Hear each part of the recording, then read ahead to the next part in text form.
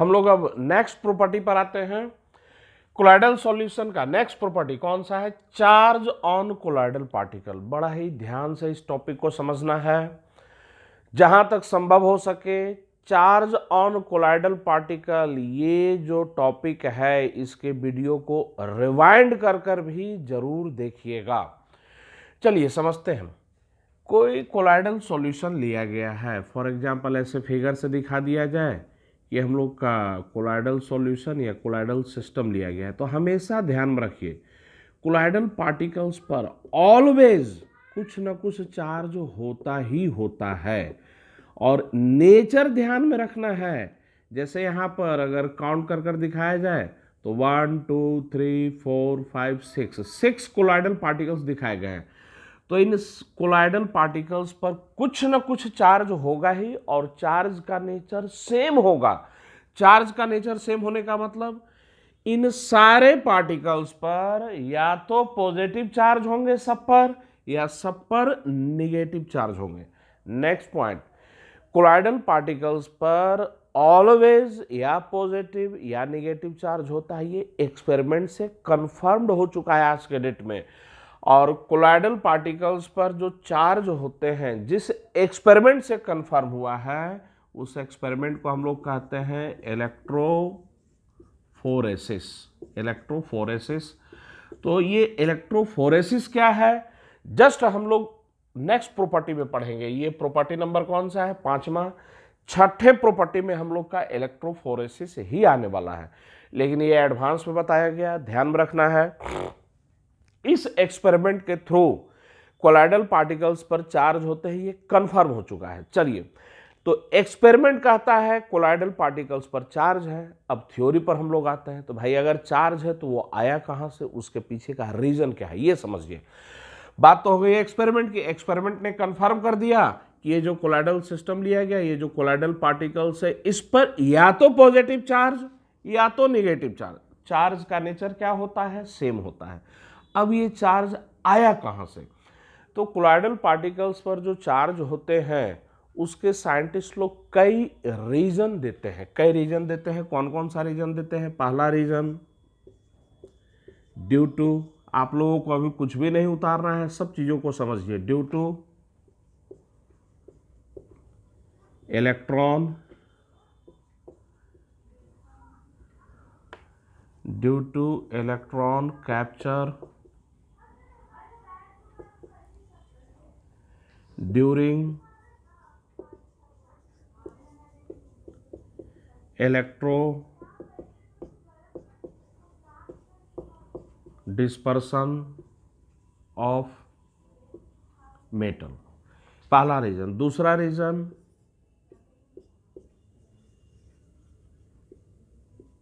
Preferential adsorption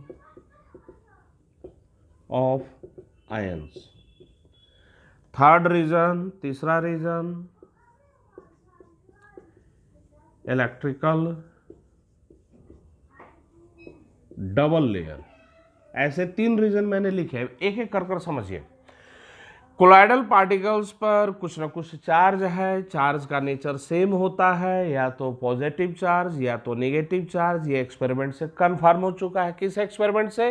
electrophoresis से। अब colloidal particles पर जो चार्ज है वो कैसे आया, उसके पीछे का रीजन, तो साइंटिस्ट लोग 3 रीजन देते हैं। एक region due to electron capture during electro dispersion of metal, दूसरा प्रेफरेंशियल एडजॉर्प्शन ऑफ आयन, और तीसरा इलेक्ट्रिकल डबल लेयर। ये है क्या, एक एक कर। जब हम लोग ब्रेडिक्स आर्क मेथड पढ़े थे, ब्रेडिक्स आर्क मेथड, तो याद कीजिए वहां पर क्या हुआ था, मेटल का सॉल्व्स बनाया जा रहा था। ब्रेडिक्स आर्क मेथड, वो फिगर में आप लोगों को दिखाता हूँ। ये मेटल का रॉड है, मेटल का रॉड, यहाँ से हम लोग इलेक्ट्रिसिटी प्रोवाइड किए थे। तो इस इलेक्ट्रिसिटी के कारण से इंटेंस हीट प्रोड्यूस हुआ था, और इंटेंस हीट प्रोड्यूस होने के कारण से ये मेटल क्या हो गया था? वेपोराइज हो गया था, और इसके चारों तरफ कूलिंग मीडियम था। तो वेपोराइज होने के बाद फिर ये क्या हुआ? कंडेंस हुआ, और कंडेंस होते समय कुछ पार्टिकल्स जुड़कर एक बिगर पार्टिकल में कन्वर्ट हो गए थे। तो यही लिखा गया है।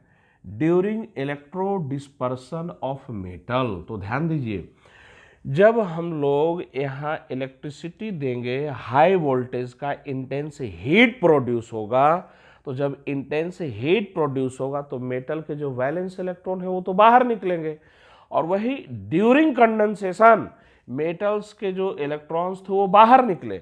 लेकिन ड्यूरिंग कंडेंसेशन जब वो आपस में जुड़ने लगे तो वो इलेक्ट्रॉन क्या कर लिए गए, कैप्चर कर लिए गए, जिसके कारण से मेटल सॉल्ट्स पर निगेटिव चार्ज आ जाएगा। तो मैं रिपीट कर रहा हूं पूरे प्रोसेस को। पहला रीजन, एक रीजन उन्होंने क्या दिया, तो due to electron capture during electro dispersion of metal. जब ये मेटल को इंटेंस हीट दिया गया, जब यहाँ पर इंटेंस हीट प्रोवाइड किया गया तो यहाँ से इलेक्ट्रॉन क्या होंगे, बाहर निकलेंगे, मेटल वेपराइज हुआ, वापस ये कंडेंस हो रहा है, इधर कूलिंग मीडियम है। वही कंडेंस होते समय जब कुछ पार्टिकल्स आपस में जुड़ गए, वहीं पर इलेक्ट्रॉन को क्या कर लिया गया, कैप्चर कर लिया गया। तो ये जो मेटल सॉल्ट्स बनेगा उस पर कैसा चार्ज आएगा, निगेटिव चार्ज आएगा। चलिए, और भी दूसरा reason, preferential adsorption of ion, और तीसरा कौन सा, इलेक्ट्रिकल डबल लेयर। एक एक कर आते हैं। अभी तक हम लोग पहला रीजन पढ़ चुके हैं, तो इसको पहले हम लोग अपने नोट्स में लिख लें, उसके बाद प्रेफरेंशियल एडजॉर्प्शन ऑफ आयन और इलेक्ट्रिकल डबल लेयर पर आते हैं। तो लिखने से पहले पॉइंट्स को फिर से यहां पर मैं रिपीट कर रहा हूं। कोलाइडल सॉल्यूशन में ऑलवेज, कोलाइडल पार्टिकल्स पर ऑलवेज कुछ ना कुछ चार्ज होता है, या तो वो पॉजिटिव चार्ज होता है या तो वो नेगेटिव चार्ज होता है। चार्ज का नेचर सेम होगा सारे पार्टिकल्स पर, या तो पॉजिटिव या तो नेगेटिव। ये नहीं कि कुछ पर पॉजिटिव और कुछ पर नेगेटिव, नहीं, सारे पार्टिकल पर या तो पॉजिटिव या तो नेगेटिव चार्ज होगा। ये एक्सपेरिमेंट से कंफर्म हो चुका है। किस एक्सपेरिमेंट से, इलेक्ट्रोफोरेसिस से। चलिए, अब ये चार्ज है, ये कंफर्म हो चुका है, तो इसके पीछे कई रीजन बताए गए हैं। पहला reason, due to electron capture during electro dispersion of metal. दूसरा reason, preferential adsorption of ion, क्या होता है समझेंगे अभी। तीसरा reason, electrical double layer.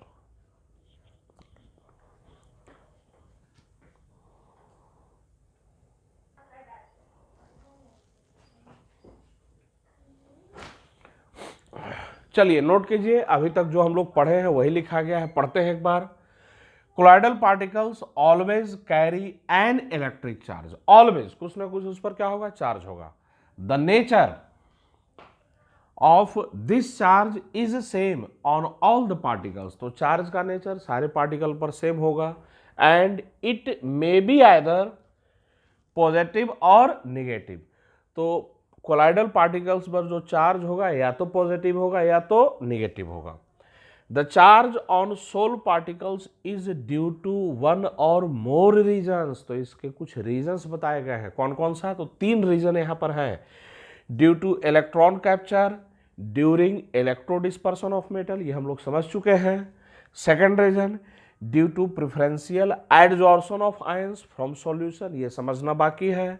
Third region, due to formation of electrical double layer, ये भी समझना बाकी है। चलिए पहले इसको उतारिए, वन बाय वन और भी डिटेल पर हम लोग आते हैं।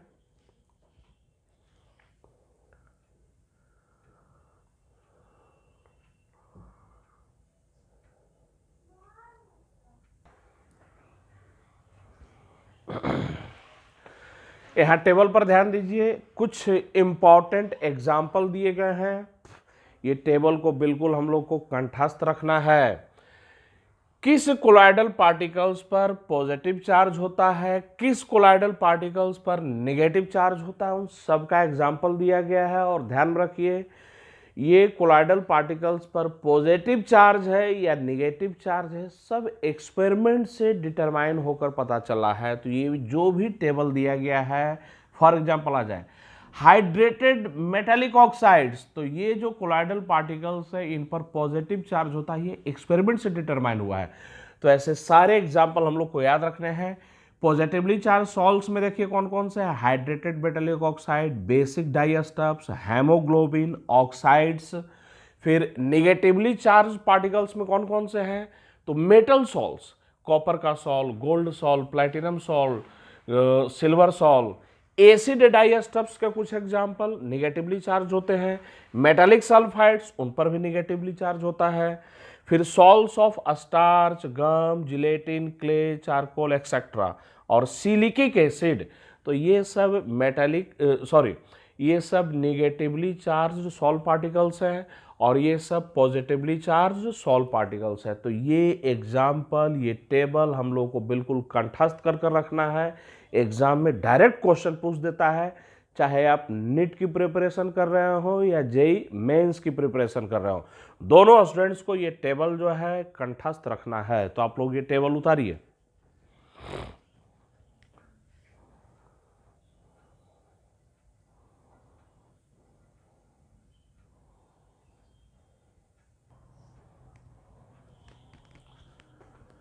चलिए नेक्स्ट पॉइंट को हम लोग समझते हैं। तो कोलॉइडल पार्टिकल्स पर या तो पॉजिटिव या तो निगेटिव चार्ज, तो उसके पॉजिटिव या निगेटिव चार्ज जो है उसके होने के 3 रीजन बताए गए थे। भाई एक्सपेरिमेंट से तो कंफर्म हो चुका है, या तो पॉजिटिव चार्ज है या तो निगेटिव चार्ज है। कुछ एग्जाम्पल भी हम लोग देख चुके हैं, लेकिन उसके 3 रीजन बताए गए थे। पहला था हम लोग का इलेक्ट्रॉन कैप्चर, दूसरा था प्रेफरेंशियल एडजॉर्प्शन ऑफ आयंस और तीसरा था इलेक्ट्रिकल डबल लेयर। अब हम लोग एक एक कर आते हैं दूसरे रीजन पर। आइए, तो preferential adsorption of ion is the most accepted reason. तो इन तीनों रीजन में पूछा जाए सबसे ज्यादा एक्सेप्टेड रीजन कौन सा है, तो प्रेफरेंशियल एडजॉर्प्शन ऑफ आयन। समझिए अब इसको। When two and more ions are present in the dispersion medium, तो डिस्पर्सन मीडियम में 2 या 2 से ज्यादा आयंस प्रेजेंट हो, तो preferential adsorption of ion common to colloidal particle, ये पॉइंट बिल्कुल लर्न कर लेना है। Preferential adsorption of ion common to colloidal particles takes place. तो कोलॉइडल पार्टिकल से मिलता जुलता जो आयन कॉमन है, तो वही आयन क्या होता है, एडजॉर्ब होता है। तो ध्यान रखिएगा, अगर डिस्पर्सन मीडियम में 2 या 2 से ज्यादा आयन प्रेजेंट हैं, तो कौन सा आयन एडजॉर्ब होता है, तो वही आयन एडजॉर्ब होता है जो आयन कोलॉइडल पार्टिकल से क्या है, कॉमन है। तो डिस्पर्सन मीडियम में जो आयन कोलॉइडल पार्टिकल्स का कॉमन आयन है, वही कॉमन आयन क्या होता है, एडजॉर्ब होता है, उसे प्रेफरेंस मिलता है। प्रेफरेंशियल एडजॉर्प्शन याद रखिएगा, प्रेफरेंशियल एडजॉर्प्शन, तो प्रेफरेंस किस आयन को मिलता है, कॉमन आयन को।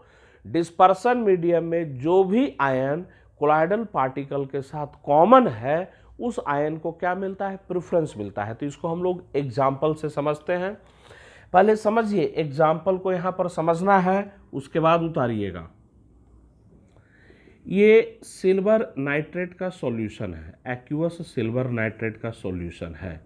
इस सॉल्यूशन में ये डिस्पर्सन मीडियम, इस सॉल्यूशन में 2 आयन है। कौन कौन से, तो silver ion and nitrate ion, ये 2 आयन इस सॉल्यूशन में है।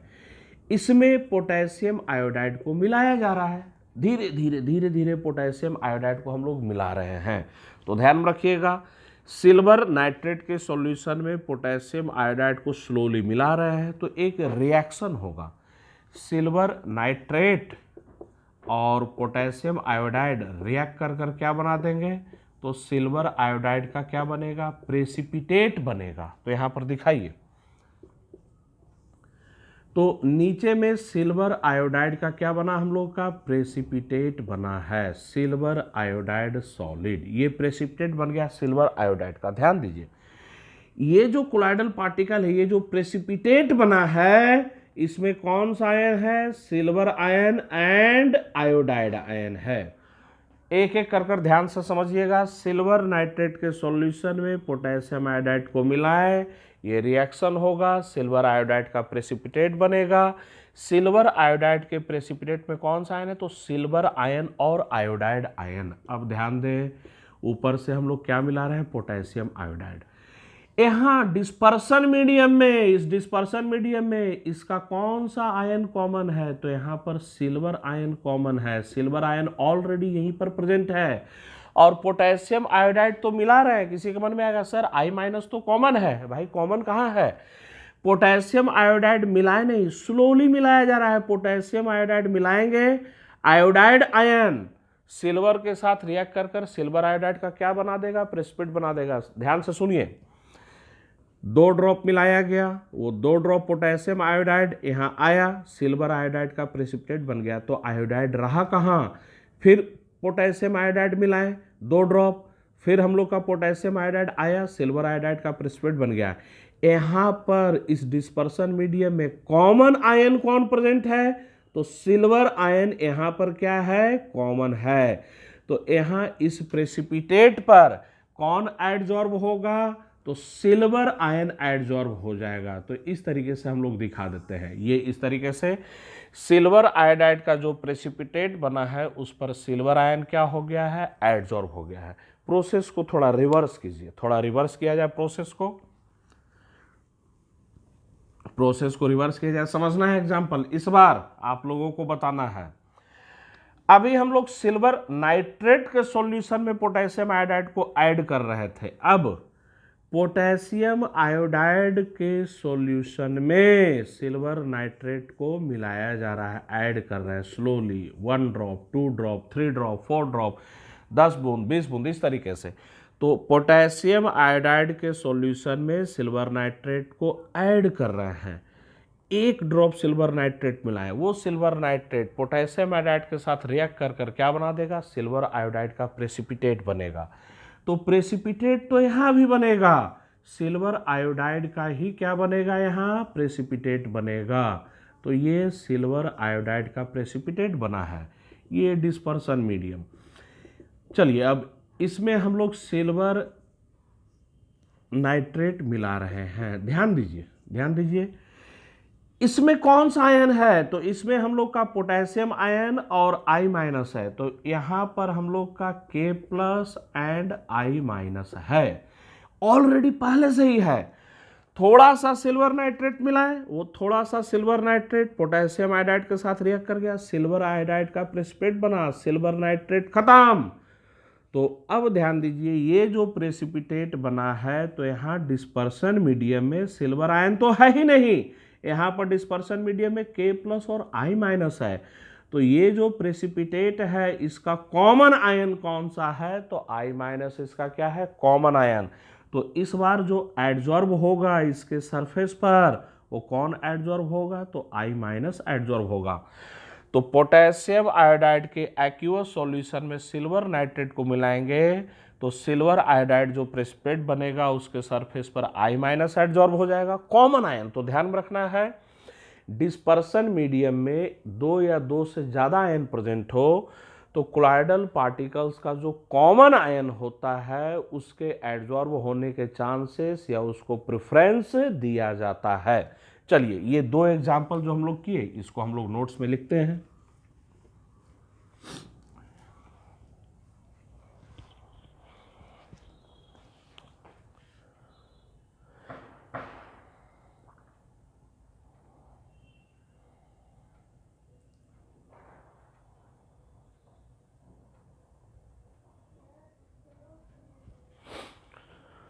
हाँ, हम लोग एग्जाम्पल पर आते हैं। अभी जो बताया गया था प्रेफरेंशियल एडजॉर्प्शन में वही दोनों एग्जाम्पल दिखाए गए हैं, ध्यान से देखिए।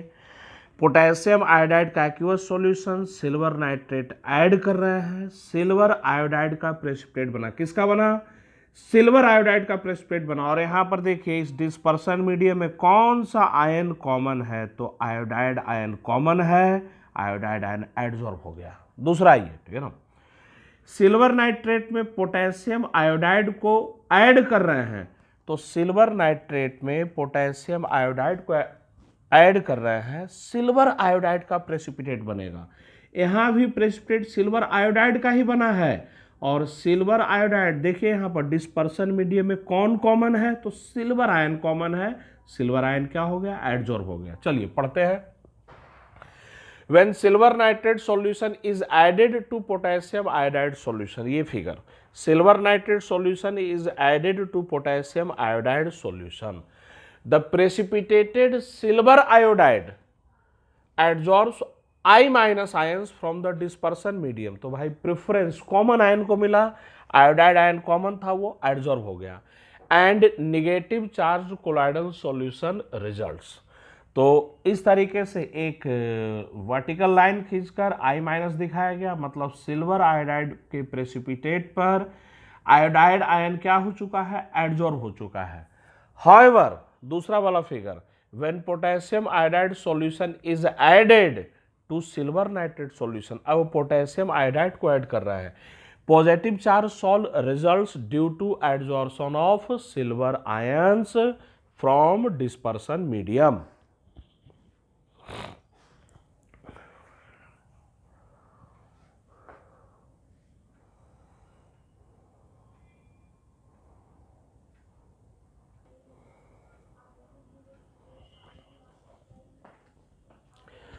अब हम लोग इलेक्ट्रिकल डबल लेयर को समझने जा रहे हैं। समझिएगा, बड़ा गौर से ध्यान से समझना है, उसके बाद फिर हम लोग अपना नोट्स बनाएंगे।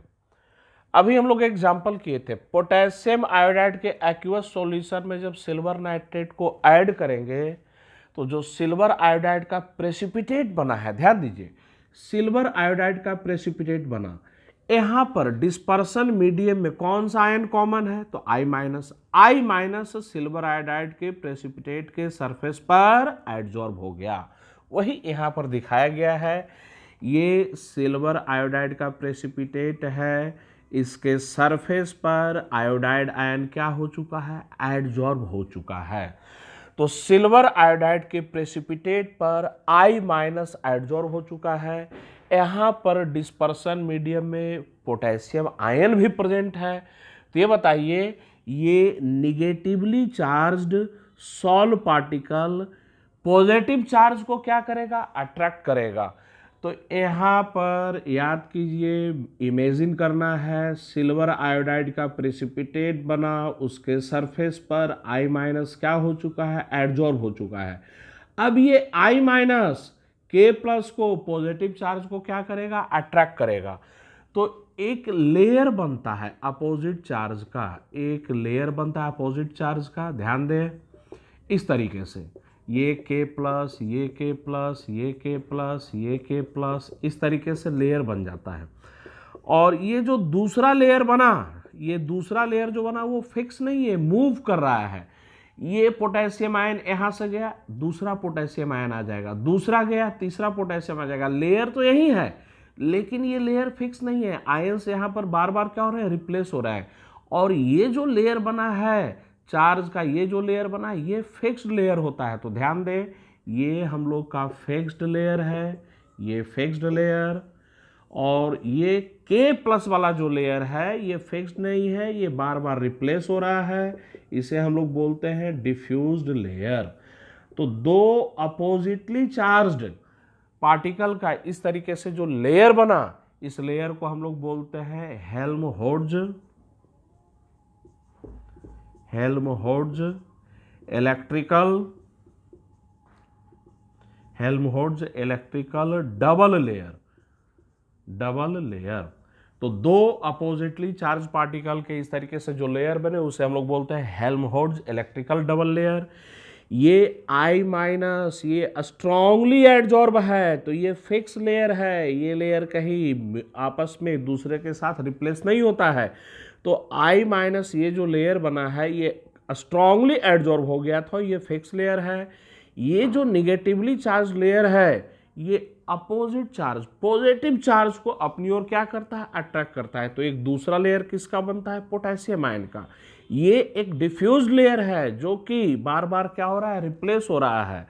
तो इस तरीके से जो दो लेयर का फॉर्मेशन हुआ, इसको हम लोग क्या बोलते हैं, हेल्महोल्ट्ज इलेक्ट्रिकल डबल लेयर। और हम लोग जानते हैं पॉजिटिव और निगेटिव चार्ज के बीच में अगर हम लोग का डिफरेंस हो, तो यहाँ पर क्या होगा, एक पोटेंशियल क्रिएट होगा। तो पॉजिटिव और नेगेटिव चार्ज के बीच में एक पोटेंशियल क्रिएट होगा, जिसे हम लोग क्या बोलते हैं, जीटा पोटेंशियल। ये तो ये जो पोटेंशियल क्रिएट हुआ है, इस पोटेंशियल को हम लोग क्या बोलते हैं, जीटा पोटेंशियल। तो हम लोग समझ गए इलेक्ट्रिकल डबल लेयर क्या होता है। चलिए अब इसको हम लोग नोट्स में लिखना स्टार्ट करते हैं।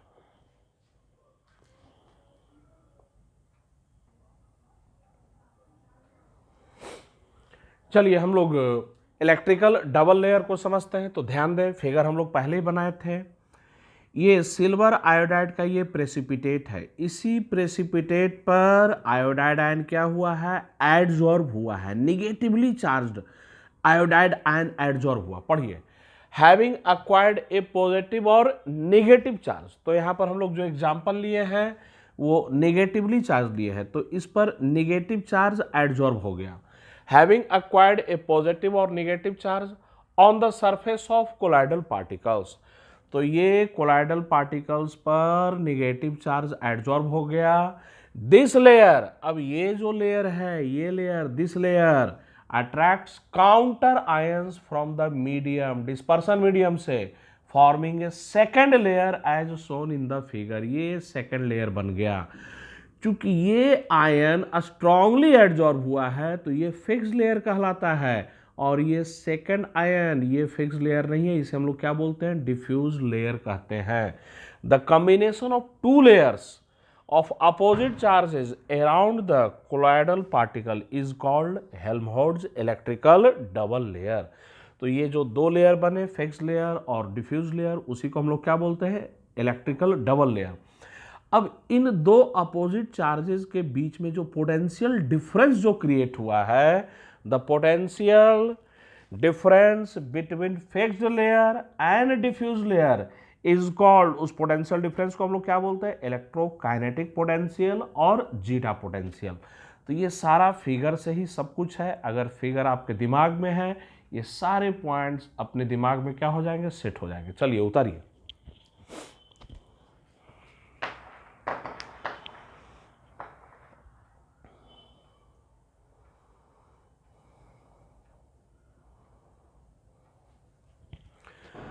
अब यहां पर इस फिगर को देखकर बताइए, कोलाइडल पार्टिकल्स पर अगर नेगेटिव चार्ज एडजॉर्ब हुआ तो वो जो फिक्स लेयर है वो पॉजिटिव चार्ज को क्या करता है, अट्रैक्ट करता है। एज ए होल ये क्या है, तो न्यूट्रल है। वैसे ही अगर कोलाइडल पार्टिकल्स पर पॉजिटिव चार्ज एडजॉर्ब होगा वो नेगेटिव को अट्रैक्ट करेगा, एज ए होल क्या हो जाएगा, न्यूट्रल हो जाएगा। तो हमेशा ध्यान में रखिए, अगर कोलाइडल पार्टिकल्स पर नेगेटिव चार्ज एडजॉर्ब हुआ है तो ये मत बोल देना है कि कोलाइडल सॉल्यूशन नेगेटिवली चार्ज्ड है। Colloidal solution as a whole neutral ही रहेगा। समझना है पॉइंट को।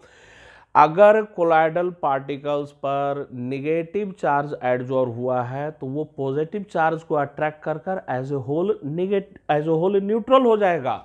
ये दो लेयर इस तरीके से बने हुए हैं। और अगर कोलाइडल पार्टिकल्स पर पॉजिटिव चार्ज एडजॉर्ब हुआ है तो ये मत बोल देना है कि colloidal solution as a whole positive charge है। Colloidal solution as a whole वो न्यूट्रल होता है। कोलाइडल पार्टिकल्स पर चार्ज होते हैं, कोलाइडल पार्टिकल्स पर पॉजिटिव चार्ज तो वो मीडियम से नेगेटिव को अट्रैक्ट करेगा, और कोलाइडल पार्टिकल्स पर नेगेटिव चार्ज वो मीडियम से पॉजिटिव चार्ज को अट्रैक्ट करेगा। तो मैं फिर से रिपीट कर रहा हूं, चार्ज कोलाइडल पार्टिकल पर होते हैं, colloidal solution as a whole neutral होता है। ये पॉइंट ध्यान में रखना है।